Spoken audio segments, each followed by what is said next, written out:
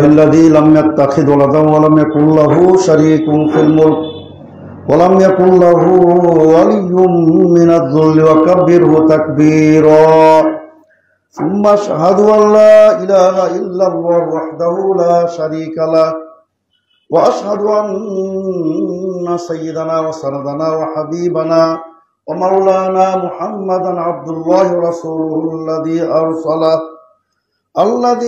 أرسله بالحق بشيرا ونذيرا وداعيا إلى الله بإذنه وسراجا منيرا أما بعد فإن أصدق الحديث كتاب الله وأحسن الهدي هدي محمد صلى الله عليه وسلم وخير الأمور عوازمها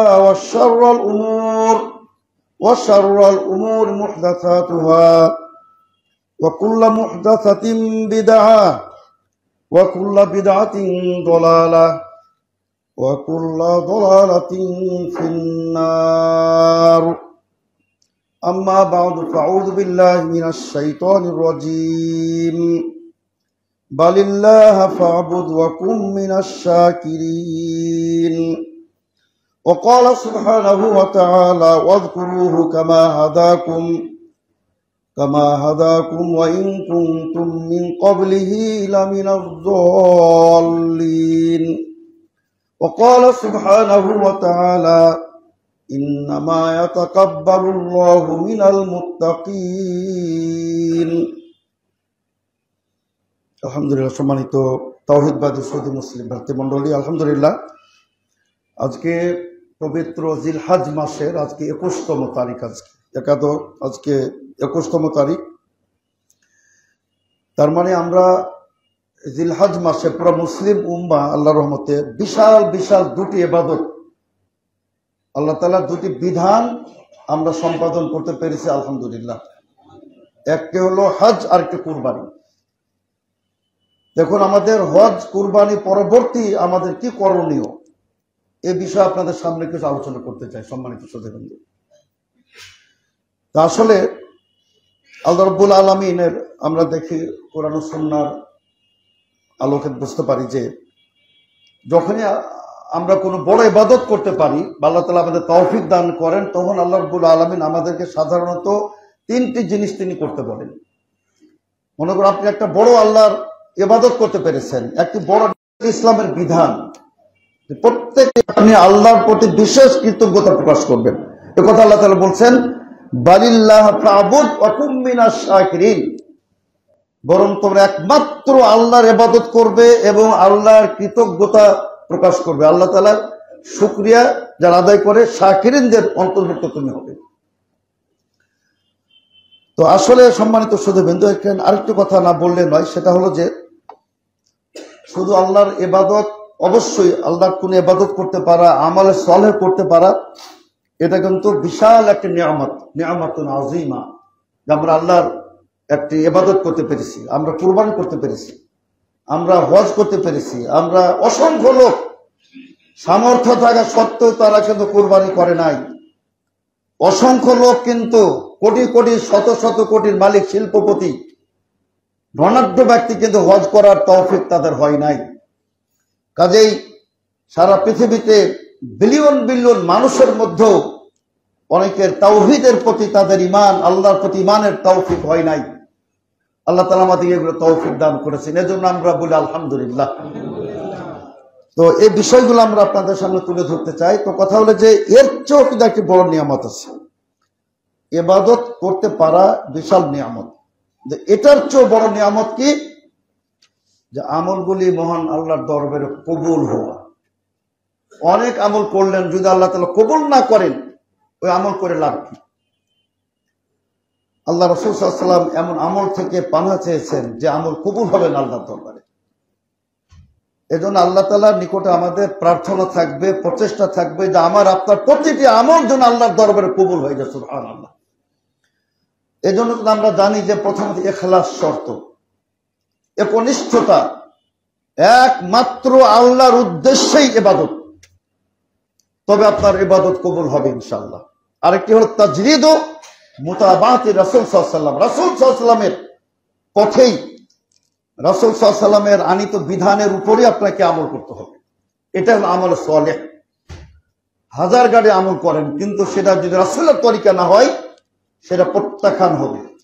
মান আমিলা আমালান লাইসা আলাইহি আমরুনা ফারাদ্দুন। বিশ্বনবী বলেন, কোন ব্যক্তি যদি আমল করে যেটা আমার তরিকাতে নাই, সেটা মারদুদ হবে, প্রত্যাখ্যান হবে, ওই ব্যক্তির উপর ছুঁড়ে ফেলে দেওয়া হবে। এজন্য আমাদের আমল কবুলের শর্তগুলি জানতে হবে। আপনি মাশাআল্লাহ একেবারে কাফালে নিয়ে হজে যাচ্ছেন, কিন্তু আপনার হারাম উপার্জন, আপনার ইখলাস ঠিক নাই, ওই হজ কবুল হবে না। লা লাব্বাইক ওয়ালা সাদিক। আল্লাহ তাআলা তোমার কোন লব্বাইকের দরকার নেই। তো এজন্য সম্মানিত শ্রোতাবৃন্দ, আমাদের এই বিষয়গুলো আমাদের জানতে হবে, এই মোতাবেক আমাদের আমল করতে হবে। যে আমরা এখন থেকে যে আমলগুলো করবো, প্রত্যেকটা আমল যেন তাকওয়ার উপরে। আল্লাহ তাআলা কি বলেন? ইন্নামা ইয়াতাকাব্বালুল্লাহু মিনাল মুত্তাকিন। আল্লাহ তাআলা নিশ্চয় কেবলমাত্র মুত্তাকিনদের নিকট থেকে তিনি গ্রহণ করেন, তিনি কবুল করে থাকেন। এখানে মুত্তাকিন বলতে মুখলিসিন, একমাত্র আল্লাহর উদ্দেশ্যে যারা কুরবানি করবে, আল্লাহর উদ্দেশ্যে হজ করবে, আল্লাহর উদ্দেশ্যে সকল ইবাদত করবে, আল্লাহ পাক রব্বুল আলামিন কেবলমাত্র তাদেরটাই তিনি কবুল করবেন। এই জন্য সম্মানিত শ্রোতাবৃন্দ, আপনি দেখুন আমরা যখনই যে ইবাদত করি, আপনি দেখবেন প্রত্যেকটা ইবাদতের পিছনে পশ্চাতে আল্লাহ তাআলা এমন একটা বিধান তিনি করে দিয়েছেন, শুকরিয়া, জিকির অথবা ইস্তিগফার আমাদের করতে হবে। এমনকি আপনি দেখুন, এই যে আমরা সিয়াম পালন করলাম দীর্ঘ একটি মাসের, আল্লাহ তাআলা কি বলছেন? ওয়ালিতুকমিলুল ইদ্দা ওয়ালিতুকাব্বিরুল্লাহ আলা মা হাদাকুম ওয়া লাআল্লাকুম তাশকুরুন। আল্লাহ বলছেন যে তোমরা আল্লাহর মহানত্ব, আল্লাহর বড়ত্বের বর্ণনা করবে। কেন? তিনি তোমাদের হেদায়েত প্রদান করেছেন, দীর্ঘ একটি মাসের সিয়ামের তৌফিক প্রদান করেছেন, এবং তোমরা যেন কৃতজ্ঞতা প্রকাশ করতে পারো। তো এই কথাও আল্লাহ তাআলা বলছেন। কুরবানির ব্যাপারেও তিনি বলছেন, ফাকুলু মিনহা ওয়া আতিমুল কানি ওয়াল মুতার কাযালিকা সাখখারনাহা লাকুম লাআল্লাকুম তাশকুরুন। আল্লাহ বলছেন যে তোমরা কুরবানির গোশত খাও, নিজেরা খাও, গরিব মিসকিন যারা দুস্থ, যারা ভিক্ষা করে, যাত্রা করে, ভিক্ষা করে না, উভয়কে খাও, প্রতিবেশীকে খাওয়াও, নিজের সন্তানদের খাওয়াও, নিজেরা খাও, অন্যদেরকে খাওয়াও। কেন? লাআল্লাকুম তাশকুরুন, যেন তোমরা আল্লাহর কৃতজ্ঞতা প্রকাশ করতে পারো। এজন্য সম্মানিত শ্রোতাবৃন্দ, আল্লাহ তাআলা যখনই কোনো নিয়ামত ভোগ করবেন, নিয়ামত আদায় করতে পারবেন, আলহামদুলিল্লাহ বলবেন। এই যে আবু দাউদ, তিরমিজি, ইবনে মাজার একটা সহিহ হাদিস, আল্লাহ রাসূল সাল্লাল্লাহু আলাইহি ওয়াসাল্লাম বলেন, মান আকালা তুআমান, কোন ব্যক্তি যদি কোনো খাদ্য খায়, মাশাআল্লাহ আমরা তো খাদ্য প্রত্যেক দিন খাই, আলহামদুলিল্লাহ, মিনিমাম 3 বার খাই আমরা। আমাদের আসলাফগণ হয়তো দিন একবার ঠিকমতো তাদের খাবার জুটত না। বিশ্বনবী মুহাম্মদ সাল্লাল্লাহু আলাইহি ওয়াসাল্লাম পেটে পাথর বেঁধেছেন তিনি ক্ষুধার তাড়নায়। আবু হুরায়রা রাদিয়াল্লাহু আনহু তিনি আপনার মাটির সাথে শুয়ে গেছেন খাদ্যের অভাবে। আর আমরা কত নিয়ামত, সুম্মা লা তুসআলুন্না ইয়াউমাইদিন আনিন নাঈম, আল্লাহ তাআলা জিজ্ঞাসা করবেন। কিন্তু যত খান আলহামদুলিল্লাহ, আল্লাহ বলছেন ফাকুলু ওয়াশরাবু, অসুবিধা নেই, তবে অপব্যয় করা যাবে না। আর আরেকটি ব্যাপার, যে যদি এত কিছু খাওয়ার পরে আল্লাহর শুকর আদায় করে আলহামদুলিল্লাহ বলেন, তাহলে এটা আল্লাহ তাআলার হক আদায় হয়ে যাবে। সুবহানাল্লাহ।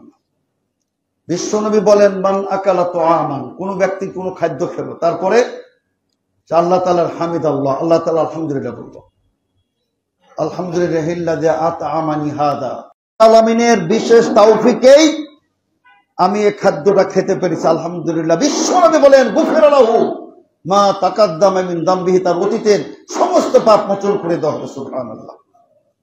এজন্য সম্মানিত শ্রোতাবৃন্দ, এজন্য ভালো খাদ্য খাবেন, আলহামদুলিল্লাহ বলবেন, ভালো ফল খাবেন, আলহামদুলিল্লাহ বলবেন। আল্লাহ তাআলা কি বলছেন? আল্লাহ স্পষ্ট ভাষা বলছেন, ওয়ারযুকহুম মিনাস সামারাত লাআল্লাহুম ইয়াশকুরুন, যে ইব্রাহিম খলিল দোয়া করেছিলেন, রব্বুল আলামিন আমার সন্তানরা, ইব্রাহিমের সন্তানরা ইসমাইল এবং মুহাম্মদ সাল্লাল্লাহু আলাইহি ওয়াসাল্লাম পর্যন্ত যত তার বংশধর আসবেন, তাদেরকে তুমি ভালো ভালো ফল ফ্রুট খাদ্য খাওয়াবে। কেন? লাআল্লাহুম ইয়াশকুরুন, তারা যেন তোমার কৃতজ্ঞতা প্রকাশ করতে পারে। এই জন্য সম্মানিত শ্রোতাবৃন্দ, সর্ব অবস্থায় আপনি আলহামদুলিল্লাহ বলবেন, আল্লাহ তাআলা শুকরিয়া আদায় করবেন। আল্লাহ পাক রব্বুল আলামিন তিনি কি বলেন, লাইন শাকারতুম লাযীদান্নাকুম, আমি তোমাদের আরো বাড়িয়ে দেব। সুবহানাল্লাহ, আরো তিনি বৃদ্ধি করে দিবেন। কিন্তু আমরা যদি আল্লাহর কৃতজ্ঞতা প্রকাশ না করি, আল্লামা নাসির সাদি সৌদি আরবের অনেক বড় আলিম, এই সব আয়াতের ব্যাপারে তিনি বলছেন যে মানুষের আসলে দুই প্রকার কৃতজ্ঞতা প্রকাশ করা দরকার। এক প্রকার যে তার শারীরিক সুস্থতা, তার কি সুন্দর অবকাঠামো, প্রতিটা অঙ্গ প্রত্যঙ্গ। আপনি মাশাআল্লাহ চোখে সুন্দর দেখছেন, চোখের সমস্যা নাই, আপনার কিডনিতে সমস্যা নাই, আপনার লিভারের সমস্যা নাই, আপনার হার্টের সমস্যা নাই, আপনার প্রতিটা অঙ্গ প্রত্যঙ্গ আল্লাহ তাআলা কত সুঠাম সুন্দর তিনি দান করেছেন, এটার প্রতি কৃতজ্ঞতা। আপনি দেখেন যে ছোট্ট একটা দেখলাম একটা বাচ্চা মেয়ের যে মানে যাকে আমার পুরো মনে নেই, এই জাতীয় বলতেছে যে আমার তো বাপই নেই। এই যে কথার কথা, আল্লাহ তাআলা আপনাকে পিতামাতা দান করেছেন, সন্তান দান করেছেন, আল্লাহ আপনাকে নাতি নাতনি দান করেছেন, সবই তো নিয়ামত। এসব নিয়ামত তো আপনি পরিসংখ্যান করে শেষ করতে পারবেন না। ওয়াইন তাউদ্দু নিয়ামাতাল্লাহি লা তুহসুহা, আল্লাহ বলছেন আমার নিয়ামত যদি পরিসংখ্যান করো, গণনা করো, শেষ করতে পারবে না। কয়টা শেষ করবেন আপনি? এই যে আলো বাতাস আকাশ পৃথিবী সবই তো আল্লাহর প্রদান।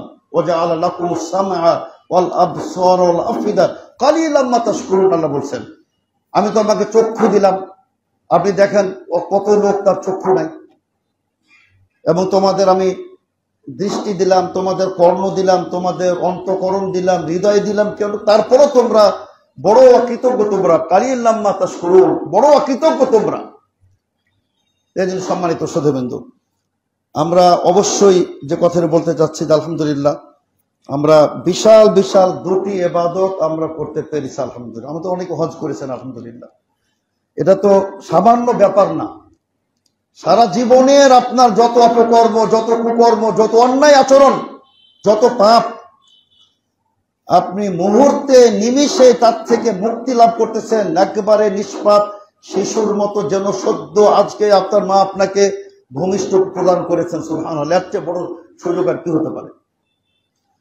এখন হাদিস সাহেবরা হজ করে আসছেন, নিজের গুনাহ মাফ করে নিয়ে আসছেন, আবার যদি আগের মতো তিনি তার জীবন শুরু করে দেন, এই হজের কি লাভ? এর চেয়ে বড় মুসিবত কি হতে পারে যে আপনি হজ করে আসলেন 8 লক্ষ 10 লক্ষ টাকা দিয়ে, তারপর আপনি আবার আগের মতো অন্ধকার জগতে, পাপের জগতে আপনি ঢুকে গেলেন। লাভ কি হলো? আপনাকে যেন একেবারে আপনি নিষ্পাপ, একেবারে আপনি যেন পাপ মুক্ত পবিত্র জীবন যাপন করবেন, এখানে আপনার সফলতা। সম্মানিত শ্রোতাবৃন্দ, আমি যেন বলছিলাম যে আমাদের আল্লাহ রাসূল সাল্লাল্লাহু আলাইহি ওয়াসাল্লাম একটা দোয়া শিক্ষা দিয়েছেন। প্রত্যেক ফরজ সালাতের পর আমরা কিন্তু সবাই পাঠ করি, কিন্তু খেয়াল করি না। আবু দাউদে বর্ণিত হয়েছে, আল্লাহ রাসূল সাল্লাল্লাহু আলাইহি ওয়াসাল্লাম মুআয ইবনে জাবালকে বলতেছেন, প্রখ্যাত সাহাবী মুআয ইবনে জাবাল, তাকে বলতেছেন ইন্নী লা উহিব্বুকা, হে মুআয ইবনে জাবাল আমি তোমাকে অনেক ভালোবাসি। ফালা তাদআন্না আন তাকুলা দুবরা কুল্লি সালাতিন, প্রত্যেক ফরজ সালাতের পরে তুমি এই দোয়াটি কখনোই তুমি ছাড়বে না।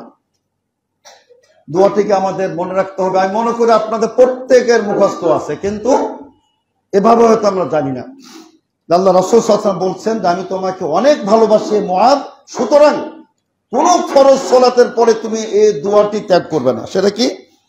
আল্লাহুম্মা আইন্নি আলা যিকরিকা ওয়া শুকরিকা ওয়া হুসনি ইবাদাতিক। প্রত্যেক ফরজ সালাতের এটা পড়বেন আপনারা, নফলের পরে পড়তে পারেন। হে রব্বুল আলামিন আইন্নি আলা যিকরিকা, আমি যেন তোমার জিকির করতে পারি, তুমি সে তৌফিক দান করো। জিকিরের যে আসলে কত ফজিলত সুবহানাল্লাহ বলে শেষ করা যাবে না। তিরমিজির হাদিসে বর্ণিত, হাদিসে বিশ্বনবী বলেন যে যুদ্ধের ময়দানে গিয়ে এক অপরের গর্দান উড়িয়ে দেওয়া, মানে মুসলিমরা যদি কাফেরদের গর্দান উড়িয়ে দেয় যে নাকি, অথবা ওরা যদি তোমার গর্দান উড়িয়ে দেয় তবু যে নাকি, এর চেয়ে বেশি নাকি হলো জিকিরের অনেক পাওয়ার। ইয়া আল্লাযিনা আমানু যিকুরুল্লাহ যিকরান কাসীরা, সর্বদা আল্লাহর জিকির করতে হবে।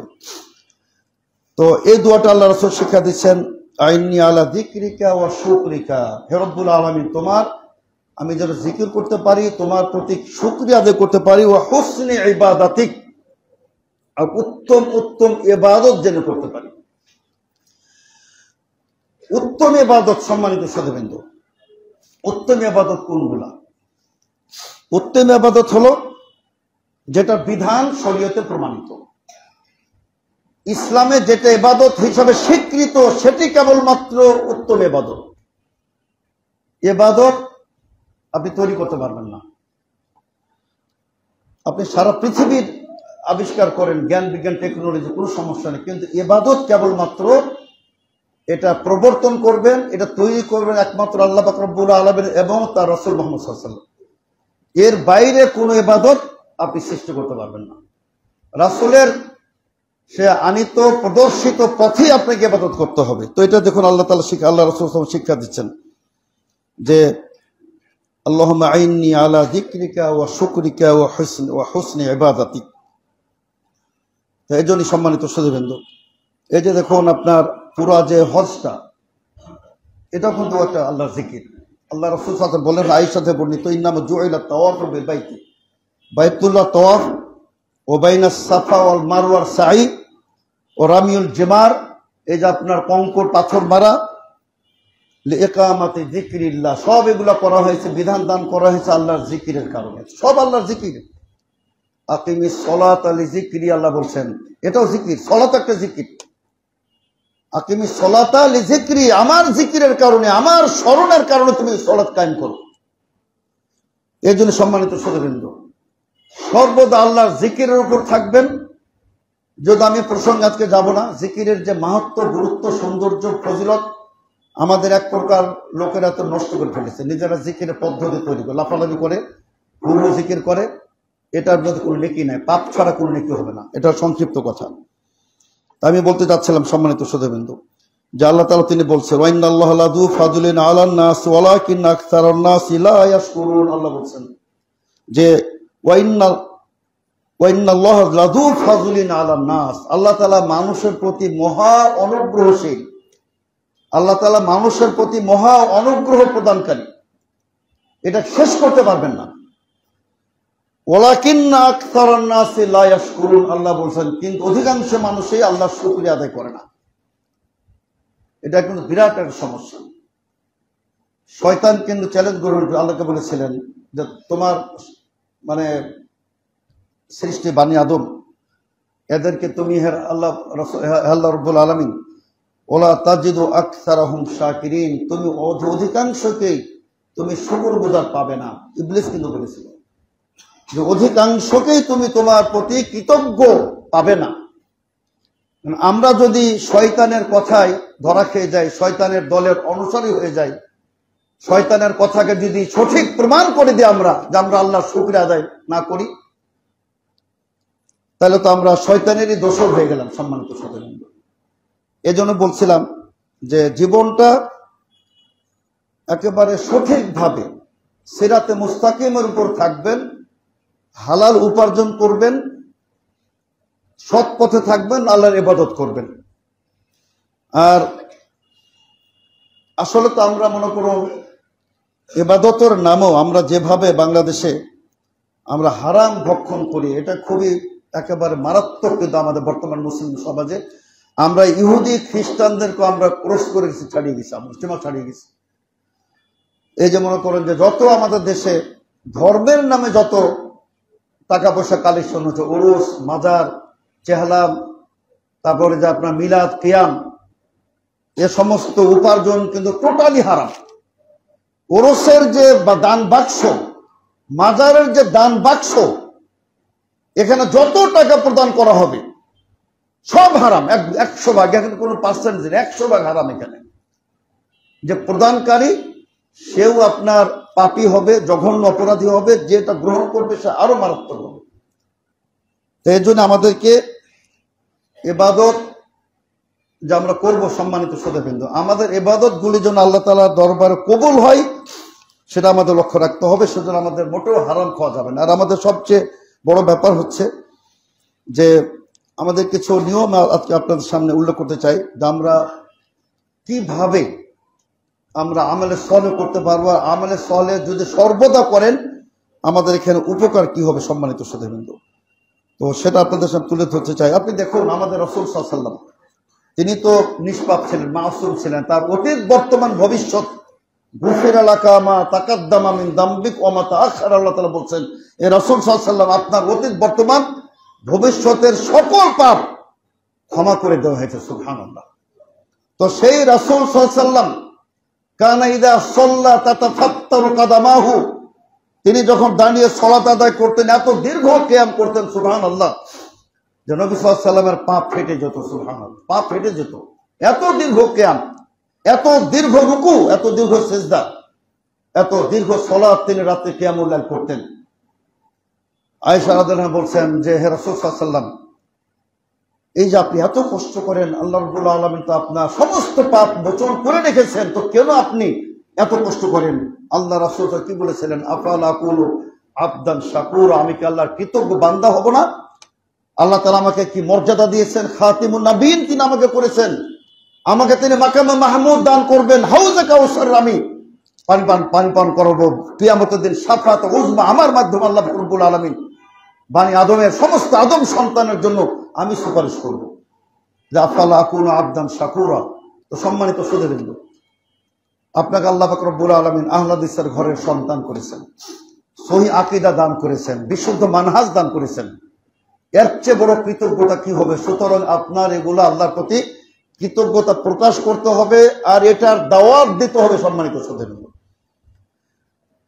এটাই হবে আল্লাহর প্রতি কৃতজ্ঞতা। আপনি সহিহ আকীদার দাওয়াত পেয়েছেন, আলহামদুলিল্লাহ। আজকাল আসলে এত অধিক মাত্রায় আলহামদুলিল্লাহ মানুষ তাওহীদের পথে ফিরে আসতেছে, সহিহ আকীদা গ্রহণ করতেছে, আহলে হাদিসের মানহাজ গ্রহণ করতেছে। যা আমরা অসংখ্য লোককে আমরা জিজ্ঞেস করি যে আপনি ভাই কবে থেকে এই আকীদার উপরে আছেন, সহিহ আকীদার কবে থেকে আছেন? তারা বলে কেউ 10 বছর, 5 বছর, 2 বছর, 1 বছর, অসংখ্য লোক। সুতরাং এর সংখ্যা কিন্তু বর্ধমান, দ্রুত বাড়তেছে। এজন্য আপনি নিজে সহিহ আকীদার সন্ধান লাভ করেছেন, এটার হক আদায় হলো যে আপনি অন্য ভাইদেরকেও আপনি সহিহ দ্বীনের শিক্ষাটা আপনি দিবেন। সম্মানিত সুধীবৃন্দ, আর আপনি যদি আমল করতে থাকেন সব সময়, সম্মানিত সুধীবৃন্দ, এটা আপনার অনেক লাভ আছে। অনেক লাভের মধ্যে একটি হলো কি, যে হুসনুল খাতেমা, এটাই কিন্তু সবচেয়ে গুরুত্বপূর্ণ। হুসনুল খেতাম, খেতামুহু মিসকুল, আপনার শেষ পরিণতিটা আপনার ভালো হবে। সুবহানাল্লাহ, শেষ পরিণতিটা, মৃত্যুটা হবে কালেমার উপরে। এবং বিশ্বনবী বলেন মান কানা আখিরু কালামিহি লা ইলাহা ইল্লাল্লাহ দাখালাল জান্নাহ, যার শেষ বাক্যটা হবে লা ইলাহা ইল্লাল্লাহ। সেটা কিন্তু দুটো অর্থ। একটা হলো মৃত্যুর পূর্বে তিনি বলবেন লা ইলাহা ইল্লাল্লাহ, বিশ্বনবী বলেন এই ব্যক্তি জান্নাতে প্রবেশ করবে। আর আরেকটু হলো আপনি বাকরুদ্ধ হয়ে গেছেন, বাক শক্তি হারিয়ে গেছে, কথা বলতে পারতেছেন না, কিন্তু আপনি ঈমানের উপরে ছিলেন, তবু আপনি এই হাদিসের পর্যায়ে ভুক্ত হয়ে আপনি জান্নাতে যাবেন ইনশাআল্লাহ। আর এই জন্য বিশ্বনবী বলেন লাক্কিনু মাউতাকুম লা ইলাহা ইল্লাল্লাহ, তোমরা তোমাদের মৃত্যুদেরকে, মৃত্যু মানে যারা মৃত্যু মুখে যাত্রী, যারা মৃত্যুর যাত্রী, তাদেরকে তোমরা বেশি বেশি তালকিন দাও কালিমার লা ইলাহা ইল্লাল্লাহ, তার জন্য বেশি বেশি পাঠ করে। এজন্য আমাদের সর্বদা প্রচেষ্টা থাকবে যে আমরা ঈমানের উপরে থাকবো। সম্মানিত সুধীবৃন্দ, আমলের উপরে থাকবেন। একটি সলার জন্য আপনার কাজা না থাকে, আপনি মৃত্যুবরণ করেছেন, মৃত্যু তো আসতেই হবে। কুল্লু নাফসিন যায়কাতুল মাউত, এবং আইনামা তাকুনু ইদরিকুমুল মাউত ওয়ালাউ কুনতুম ফি বুরুজিন মুশাইয়াদা, তোমরা যদি সুরম্য দুর্ভেদ্য সিন্ধুকের মধ্যে থাকো, দুর্গের মধ্যে থাকো, সেখানে আমার মৃত্যু দূত মালাকুল মউত পৌঁছে যাবে। সুতরাং আমাদের তো মৃত্যুবরণ করতেই হবে সম্মানিত সুধীবৃন্দ। কিন্তু মৃত্যুটা যদি আমার ঈমানের উপর হয়, একটি সালাত যদি আমার কাজা না থাকে, তা আপনার জান্নাতে যাওয়ার তো কোনো বাধা হবে না ইনশাআল্লাহ। এই জন্য বলছিলাম সম্মানিত সুধীবৃন্দ, যে আমরা কিন্তু হজটাও শেষ করলাম, কোরবানি গেল, আয়ামে তাশরিকও গেল, সামনে কিন্তু আবার মুহররম। সুবহানাল্লাহ, এটাও কিন্তু অত্যন্ত বরকতময়, নিষিদ্ধ, পবিত্র, মহিমান্বিত একটি মাস মুহররম, শাহরুল্লাহ মুহররম আসতেছে। আমি সেদিকে একটু পরে কথা বলতে চাচ্ছি, তবে একটু কথা বলতে চাচ্ছি যে আমরা কিন্তু হজ শেষ করলাম, এইভাবে কিন্তু আমরা আমাদের জীবনটা শেষ করে দিই। আল্লাহ থেকে কল্লিবুল লাইল ওয়ান নাহার, আল্লাহ তাআলা রাত দিনকে পরিবর্তন করেন। রাতের পর দিন, দিনের পর রাত, একটি বছর গেল মানে আমার জীবন থেকে একটি বছর আমি হারিয়ে ফেললাম। আমি মৃত্যু মুখে, আমি দ্রুত অগ্রসর হচ্ছি সম্মানিত সুধীবৃন্দ। এই জন্য আমাদের মৃত্যু ভয় করতে হবে, ঠিক আছে, কিন্তু আমাদের কিন্তু একটা আশা রাখতে হবে যে রব্বুল আলামিন, আমার তো মৃত্যু হবে, মৃত্যুর পর আমি তোমার জন্য সাক্ষাৎ লাভ করতে পারি। সুবহানাল্লাহ। আপনারা দেখুন সহিহ বুখারী মুসলিমের হাদিস, সহিহ বুখারীর হাদিস, মালাকুল মউত গেছিলেন মুসা কালিমুল্লাহ রূহ কবজ করতে। উনি আসছিলেন মানুষের শাকাল সুরাতে। কেউ বলছেন হয়তো উনি বুঝতে পারেন না বা বুঝতে পেরেছেন, বুঝারই কথা। তো উনি যখন রূহ কবজ করতে গেলেন, একদম সজোরে একটা চপরাঘাত করে ফেললেন, একদম থাপ্পড় মেরে দিলেন তার চোখে, চোখ নষ্ট হয়ে গেল। মালাকুল মউতের চোখ নষ্ট। সুবহানাল্লাহ। চিন্তা করছেন কিনা আল্লাহর দরবার চলে, রব্বুল আলামিন আরসালতানি ইলা আবদিন লা ইউরিদুল মাউতা, আপনি আমাকে এমন আপনার বান্দার কাছে পাঠিয়েছেন যে মৃত্যুবরণ করতে চায় না। আল্লাহ বলেন, যাও আমার সে বান্দাকে তুমি বলো যে তুমি একটা হাত রাখবে একটি গরুর উপরে, এর মধ্যে যতগুলো পশম আসবে প্রতি পশমের বিনিময়ে আমি তাকে 1 বছর হায়াত দিয়ে দেবো। সুবহানাল্লাহ। কত বড় নবী, চিন্তা করেন। আল্লাহ তাআলা তার এতটা মনস্কামনা তা পূর্ণ করে দিচ্ছেন যে উনি যেহেতু হায়াত চাচ্ছেন, আমি এত বছর তার আরো অতিরিক্ত আয়ু বাড়িয়ে দেবো। তো মুসা রব্বুল আলামিন, তারপরে কি হবে? আল্লাহ বলেন, তারপরে মৃত্যুর আস্বাদ গ্রহণ করতেই হবে। তো তখন তিনি কি বলেন রব্বুল আলামিন, যেহেতু মৃত্যু বরণ করতেই হবে, সুতরাং আমি এক্ষুনি মৃত্যুবরণ করতে চাই। তার কারণ আমার মৃত্যুর পর আপনার আমি সাক্ষাতের জন্য আমি আগ্রহী, ব্যাপকভাবে আমি একেবারে পাগল হয়ে গেছে আপনার সাক্ষাৎ লাভের জন্য। সুবহানাল্লাহ। তো তিনি শুধু দোয়া করেছেন, রব্বুল আলামিন, আমি এক্ষুনি মরতে চাই, তবে আমার স্থানটা, মৃত্যুর জায়গাটা একটু যেন বাইতুল মাকদিসের কাছাকাছি আপনি নিয়ে দেন, যেন ওখান থেকে কেউ যদি ঢেল ছুড়ে, সে ঢেলটা যেন বাইতুল মাকদিসে গিয়ে পৌঁছে এতটা দূরত্বে আপনি আমার মৃত্যু দেন। আল্লাহ তাআলা তাকে আগে দিয়েছিলেন। বিশ্বনবী বলেন, আল্লাহর কসম করে বলতেছে, আমি যদি সেখানে থাকতাম বাইতুল মাকদিসে, আমি তোমাদেরকে মুসা আলাইহিস সালামের কবরটা দেখিয়ে দিতাম। সুবহানাল্লাহ। লাল টিলা, ওই যে লাল বালুর স্তূপ আছে, স্তূপের নিচে ওইখানে মুসা আলাইহিস সালামের কবর। আল্লাহ রাসূল সাল্লাল্লাহু আলাইহি ওয়াসাল্লাম ক্লিয়ার বলে দিলেন। সুবহানাল্লাহ। তো বলতে চাচ্ছিলাম সম্মানিত সুধীবৃন্দ, যে আমাদের তো মৃত্যুবরণ করতেই হবে, কিন্তু আমাদের মৃত্যুটা যেন হয় কালেমার উপর, তাওহীদের উপর, বিশুদ্ধ আকীদার উপর। সম্মানিত সুধীবৃন্দ, আর সেটা আসলে আমি বলছিলাম যে হুসনুল খিতাম সম্ভব হবে আপনি যদি সর্বদা ইবাদতের উপরে থাকেন, আমলে সালেহের উপরে থাকেন। আল্লাহ তাআলা আপনাকে এটার উপরে মৃত্যু দেবেন ইনশাআল্লাহ। আল্লাহ তাআলা কি বলছে, আল্লাযীনা জাহাদু ফিনা লানাহদিয়ান্নাহুম সুবুলানা। আল্লাহ বলছেন, আল্লাযীনা জাহাদু ফিনা, যারা আমার রাস্তায় সংগ্রাম করবে, প্রচেষ্টা চালাবে, আমার রাস্তায় যারা ইবাদতে মগ্ন থাকবে, লানাহদিয়ান্নাহুম সুবুলানা, আমি আমার পথে তাদের পরিচালিত করব। সুবহানাল্লাহ। ওয়া ইন্নাল্লাহা লা'আমাল মুহসিনিন, আল্লাহ তাআলা মুহসিনদের, সৎকর্মশীলদের সাথেই তিনি আছেন। এই সাথেই আছেন বলে আমাদের দেশে একটা লোক আবার পথভ্রষ্ট হয়ে গেছে। সাথে আছেন মানে আল্লাহ তাআলা সর্বত্র বিরাজমান। নাউজুবিল্লাহ। আমাদের তো প্রধানমন্ত্রী বলেন, আমি জনগণের সাথে আছি। উনি আমেরিকা থেকেও বলতে পারেন। তো সাথে আছে মানে কি আমাদের সব প্রত্যেকের সামনে আছেন? এটা একটা কমন সেন্সের ব্যাপার। আল্লাহ তাআলা কোরআনের কোথাও বলেন না যে আল্লাহ তাআলা জমিনে আছেন। এটা বলেছেন তিনি জমিন বাসিরও এলাহ, আসমান বাসিরও তিনি এলাহ। আয়াতে তার অর্থ তারা ভুল বুঝেছেন। এই জন্য সম্মানিত সুধীবৃন্দু, আমরা আজকে সে টপিকও যাব না, তবে একটু কথা বলতে চাই যে আমরা যদি সর্বদা আমলে সলেহ করি, ইনশাল্লাহ আমাদের আপনার শেষ পরিণতিটা কালেমার উপর হবে ইনশাল্লাহ।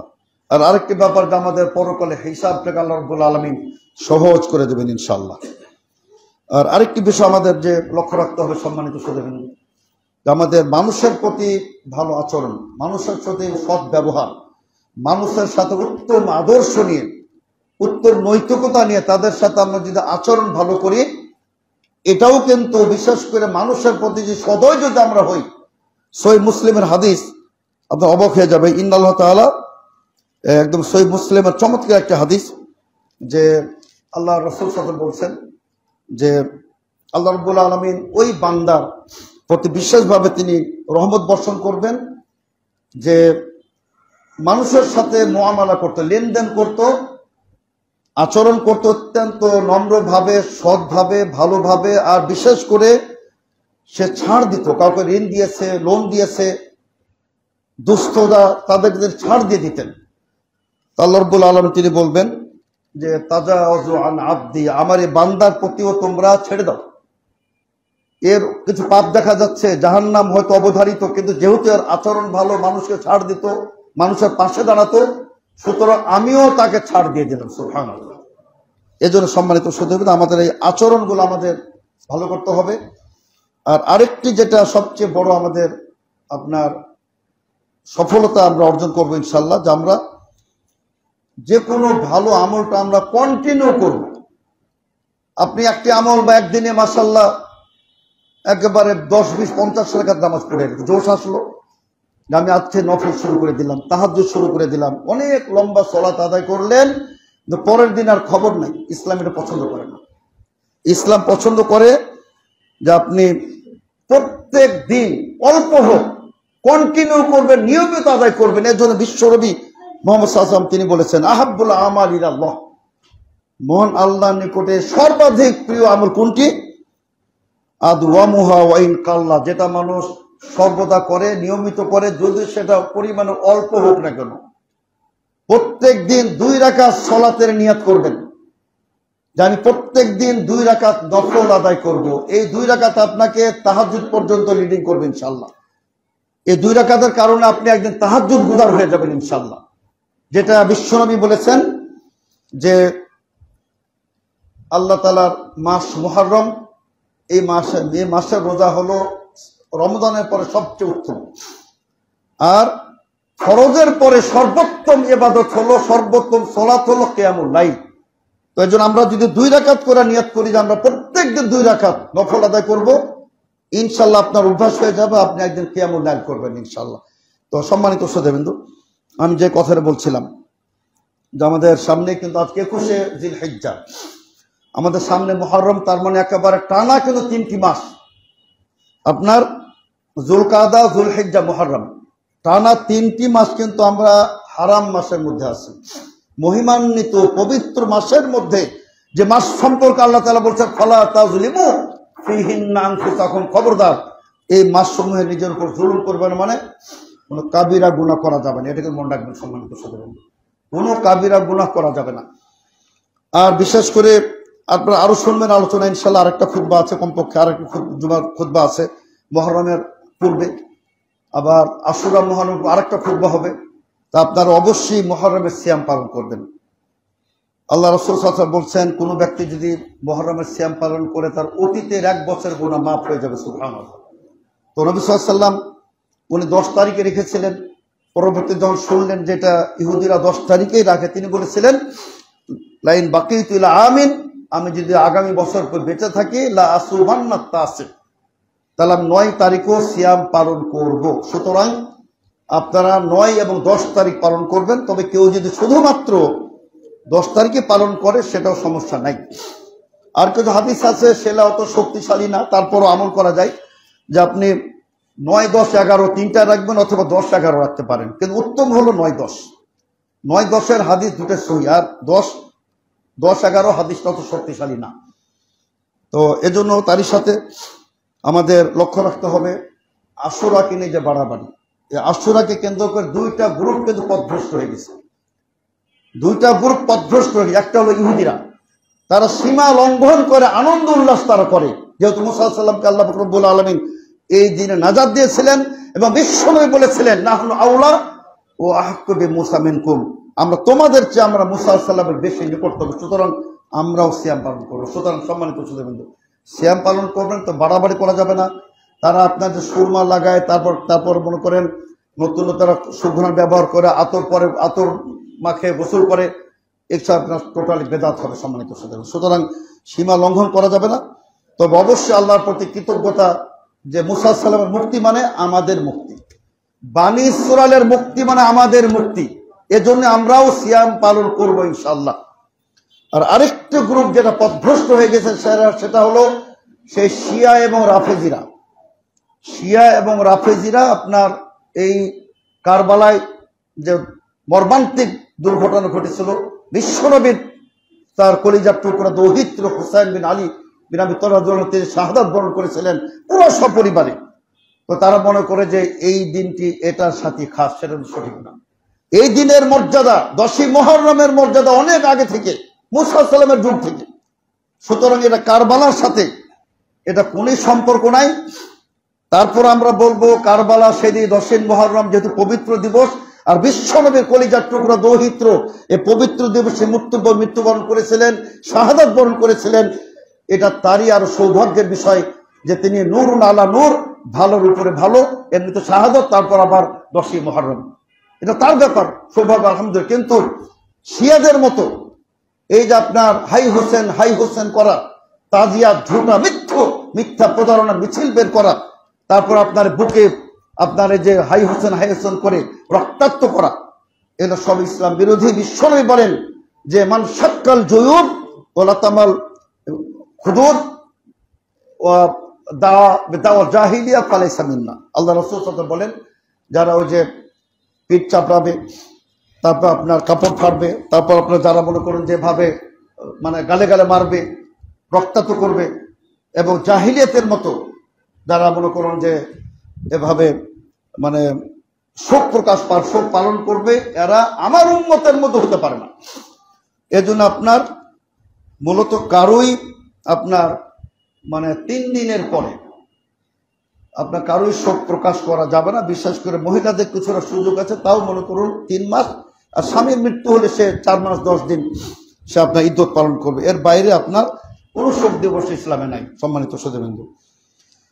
তো আমি বলছিলাম যে আমরা অবশ্যই এই পবিত্র মুহররম, এটাও কিন্তু নিষিদ্ধ মাস এবং অত্যন্ত আল্লাহর একটা পবিত্র মাস। তো এই পবিত্র মাসেও আমাদের বেশি বেশি ইবাদত করতে হবে, বেশি বেশি আল্লাহর আপনার জিকির আজকার করতে হবে, তাসবিহ করতে হবে। আর তারই সাথে সম্মানিত সুধীবৃন্দ, আমরা অবশ্যই যত ইসলামের নামে কুসংস্কার, যত বেদাত আসলে সমগ্র পৃথিবীতে মুসলমানদের মধ্যে যারা মুসলমানদের ঈমান আকীদাকে নষ্ট করেছে, সবচেয়ে বড় পিছনে কারণ হলো নেপথ্যের যে গোষ্ঠী অবদান রয়েছে, সেটা হলো শিয়া। এরা আপনার আমাদের মধ্যে যত ইবাদত, নতুন নতুন ইবাদত, এই যে মিলাদ বলেন, কিয়াম বলেন, সবগুলোর পিছনে, চেহালাম বলেন, সব যত বেদাত সবগুলোর পিছনে কিন্তু শিয়াদের হাত আছে। তো সুতরাং সম্মানিত সুধীবৃন্দ, আমাদের আপনার এই শিয়া প্রভাব মুক্ত বিশ্বনবী তরিকাতে আমাদের ইবাদত করতে হবে। আর আরেকটি বিষয় আপনাদের সামনে বলতে চাই, যেটা আমাদের সময় খুবই কম, যে কোনো ইবাদত করবেন, আল্লাহর কাছে কান্নাকাটি করবেন, আপনার কিন্তু দুটো অবস্থা থাকতে হবে। আল্লাহ কোরআনে বলছেন আল্লাহকে ভয় করতে হবে, ভীতি থাকবে এবং আকাঙ্ক্ষাও থাকতে হবে। আপনি শুধু আল্লাহকে ভয় করবেন, এটা ইসলাম বলে না। শুধু যদি আল্লাহকে ভয় করেন আপনি, তাহলে হতাশার সাগরে ডুবে যাবেন, নিরাশ হয়ে যাবেন। খালি ভয় আর ভয়, জাহান্নাম আর জাহান্নাম, তারই সাথে প্রত্যাশা, জান্নাতের আশা, এই দুটোর সমন্বয় হলো ইসলাম। এই দুটোর সমন্বয় হলো ইসলাম। আল্লাহকে ভয় করবেন মারাত্মক, আবার তেমনি আশাবাদী হবেন রব্বুল আলামিন আমি তো তোমার তাওহীদবাদী বান্দা, আমি তো জীবনে আমার এই পবিত্র মস্তিষ্ক গায়রুল্লাহকে সেজদা করে নাই, আমি জীবনে কোনো বাতিল মাবুদকে সেই দরগায় আমি যাই না, আমি আল্লাহকে তোমাকে ইবাদত করি, ইয়াকা নাবুদু ওয়া ইয়াকা নাস্তাঈন। সুতরাং হে রব্বুল আলামিন তোমার রহমত দ্বারা আমাকে তো জান্নাত দান করবে, এই আশাবাদী আপনি রাখবেন। এই জন্য আল্লাহ তাআলা বলছেন যে আমি আনা ইনদা যন্নি আবদি বি, আমি বান্দা আমার প্রতি যেমন ধারণা করে আমি তার ধারণার মোতাবেকই আমি তার সাথে থাকি, তারপর তার সেভাবে আচরণ করি। সুতরাং আপনি যদি আল্লাহ একত্ববাদে থাকেন, ইবাদতের উপর থাকেন, আর যদি আপনার এই ধরনের আল্লাহর প্রতি আস্থা থাকে যে রব্বুল আলামিন আমি তোমার রহমত চাই, তোমার রহমতের মাধ্যমে জান্নাত পাবো ইনশাআল্লাহ।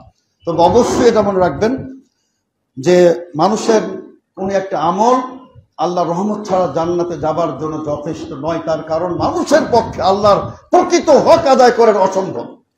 আপনি কয়টার হক আদায় করবেন? আপনার অস্তিত্ব, জীবন আল্লাহ তো আমাদের দান করেছেন, আল্লাহু আকবার, তিনি সর্বমহান, আমরা তার নিকটে অতি তুচ্ছ, অতি নগণ্য। আমাদের সত্তার কোনো দাম নাই, আমরা বিলীন হয়ে গেছি। আল্লাহ তাআলা কি আল্লাহ তাআলা নিসাহিন মিনাদ দাহরি লাম ইয়াকুন শাইয়্যাম মাযকুরা, তিনি আমাদের অস্তিত্ব প্রদানকারী। আমাদের প্রতিটি অঙ্গ প্রত্যঙ্গের আপনি কি মূল্যায়ন করবেন, কয়টাকে দিবেন আপনি? এই আলো বাতাস অক্সিজেন ছাড়া আপনি কত লোক করোনায় দেখলেন যে মৃত্যুর মুখে চলে গেল। আপনি অক্সিজেনের দাম দিতে পারবেন? আলো বাতাসের সূর্যের আলোর দাম দিতে পারবেন? ইলেকট্রিসিটির বিলও তো দিতে পারেন না। এই জন্য সম্মানিত শ্রোতাবৃন্দ, এজন্য আমরা আল্লাহ রহমতের প্রত্যাশা করব। এজন্য আল্লাহ রাসূল সাল্লাল্লাহু আলাইহি ওয়াসাল্লাম বলেছে, আল্লাহ রহমত ছাড়া কেউ জান্নাতে প্রবেশ করতে পারবে না। বলা হল, হে রাসূল সাল্লাল্লাহু আলাইহি ওয়াসাল্লাম, আপনি কি পারবেন না? তিনি বলেন, না আমিও পারবো না, ইল্লা আইয়াতাগাম্মাদাল্লাহু বিরহমাতিহি, তিনি যদি আমাকে তার রহমতের চাদর দিয়ে ঢেকে না দেন, আল্লাহ রহমত ছাড়া আমিও পারবো না। সুতরাং সম্মানিত শ্রোতাবৃন্দ, আমরা বেঁচে আছি কিন্তু আল্লাহর রহমতে। এই যে আমরা রাস্তা পারাপার হই, যে কোনো সময় তো আমরা অ্যাক্সিডেন্ট করতে পারি, আল্লাহর রহমতে আমরা বেঁচে আছি, আলহামদুলিল্লাহ। এই যে আমাদের হুসনুল খেতামের শেষ পরিণতিটা যে আমাদের ইমানের উপর হয়, তাকওয়ার উপরে হয়, ওয়াল জামাহুম কালিমাতাত তাকওয়া, তাওহীদের উপরে আমাদের ইমান হয়।